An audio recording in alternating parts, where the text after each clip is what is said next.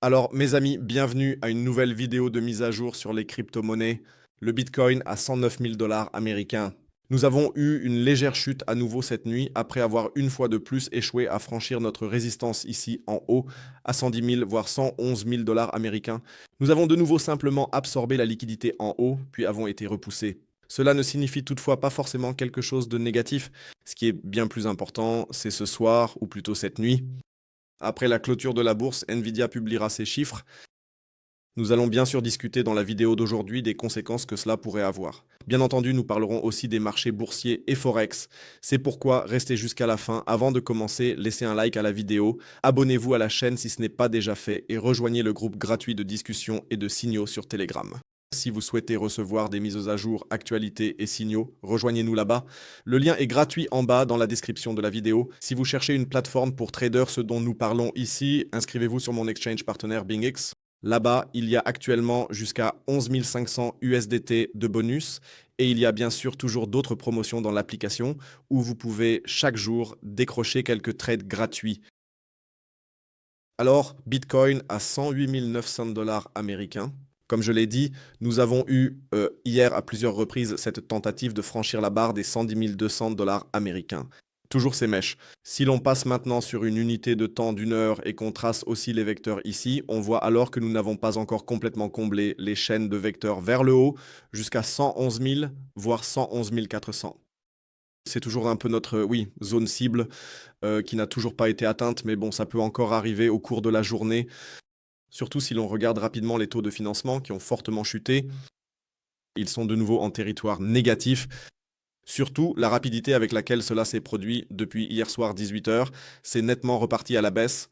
Donc cela indique plutôt une hausse soudaine. Et si l'on regarde aussi la heatmap, on voit également 11 400 dollars américains, ce qui correspond très très bien à notre bougie vectorielle ainsi qu'à la liquidité qui se trouve justement là-haut. Si l'on regarde maintenant la même chose sur un graphique journalier, oui, si ça voulait bien charger, parfois tôt le matin, ce n'est pas génial quand ça ne charge pas. Mais peu importe, vous l'avez vu, 11 400 dollars américains, c'est pour l'instant un peu la zone que j'aimerais voir et il y a toujours une chance que cela se produise. Que l'on redescende ici au cours de la journée pour combler cette mèche, MMH, on verra bien.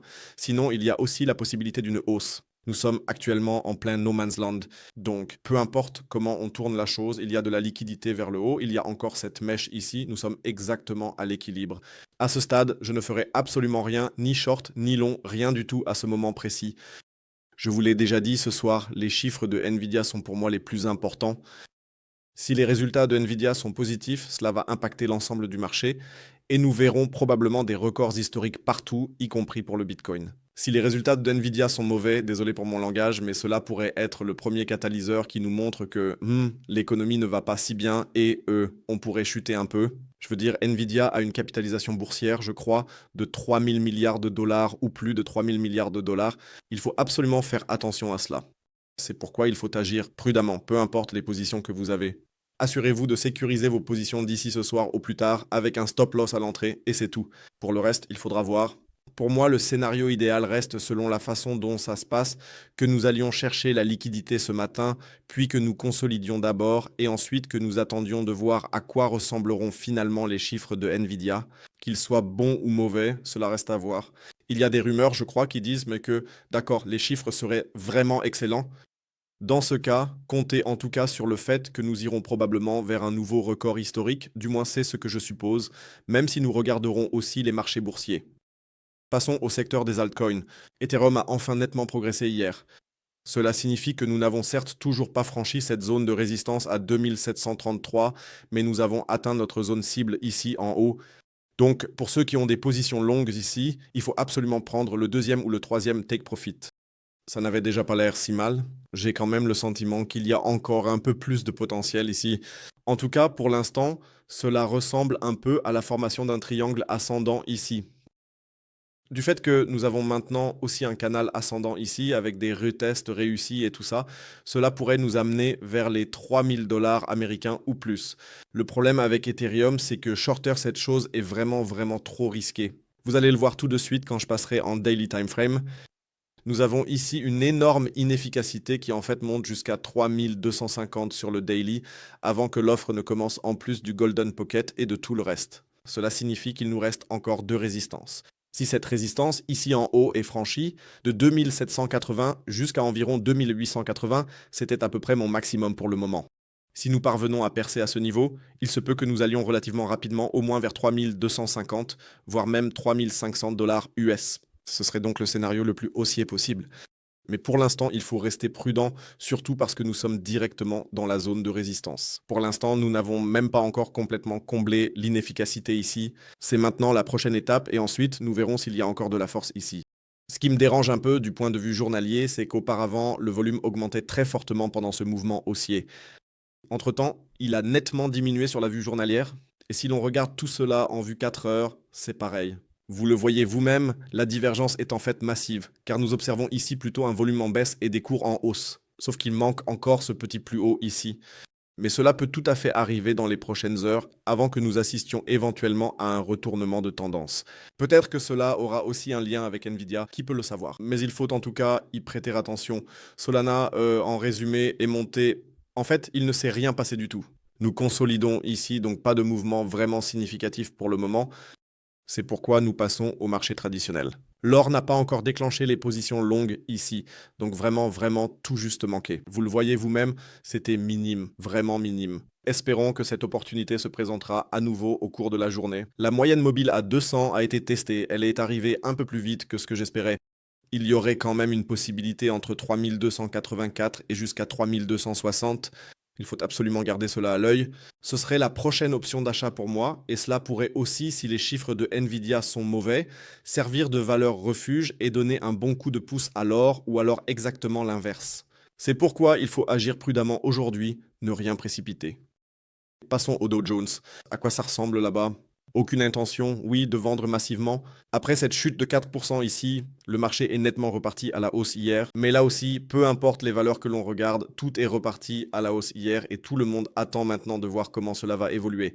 Ce qui me dérange toujours avec le Nasdaq, c'est simplement ce gap ici en bas. Ce serait notre, oui, scénario haussier. C'est pourquoi j'espérais, ou j'aurais en fait espéré, que nous redescendions d'abord ici avant de poursuivre la hausse d'une manière ou d'une autre. Mais si, comme je l'ai dit, les chiffres de ce soir sont positifs, il faut s'attendre à ce que ça continue de monter et que l'on voit des records historiques partout. Le DAX, entre-temps, après que notre take profit ait été atteint une fois, je ne sais même plus ce que j'ai dit à ce moment-là, mais le stop loss à l'entrée a de nouveau été touché. Pour moi, le DAX, c'est de l'arnaque. Je vais simplement me tenir à l'écart de cette arnaque pour l'instant. Pour moi, les valeurs sont tout simplement trop fortes en ce moment et vous le voyez vous-même, chute à 23 270. C'était vendredi dernier, je crois. Et tout de suite après, ça a explosé de 1000 points vers le haut. Donc je reste à l'écart et je suis content qu'on soit quand même sorti d'ici avec du profit. C'était d'ailleurs ici un parfait retest de notre ancien plus haut historique si on regarde bien. On va voir où ça va aller, mais pour l'instant, je ne vais plus shorter le DAX. Qu'il monte autant qu'il veut, ce truc. Je suis content pour les actions, mais c'est des conneries pour moi. Complètement n'importe quoi. Mais bon, autre sujet, l'euro face au dollar américain. Enfin et surtout 1,13 $ pour le moment. On va peut-être quand même atteindre mon point d'entrée. Tout doucement, mais sûrement ici en bas au moins 1,12. Qu'est-ce qu'on avait dit? 1,12,8, 1,12,7. C'est à peu près la zone que j'aimerais tester maintenant. Après, mais ça a même l'air très très bien, on pourrait vraiment s'y diriger. On va voir si ça se passe vraiment comme ça. Mais là aussi, je vous tiendrai au courant. Tout dépend, je vous le dis, de Nvidia. Si Nvidia fait exploser les chiffres, tout va grimper partout. Que ce soit la crypto, les actions ou autre chose. Le forex, c'est encore un peu différent à considérer, etc. Mais je pense que ça pourrait vraiment être une soirée très très intéressante ou même une journée passionnante.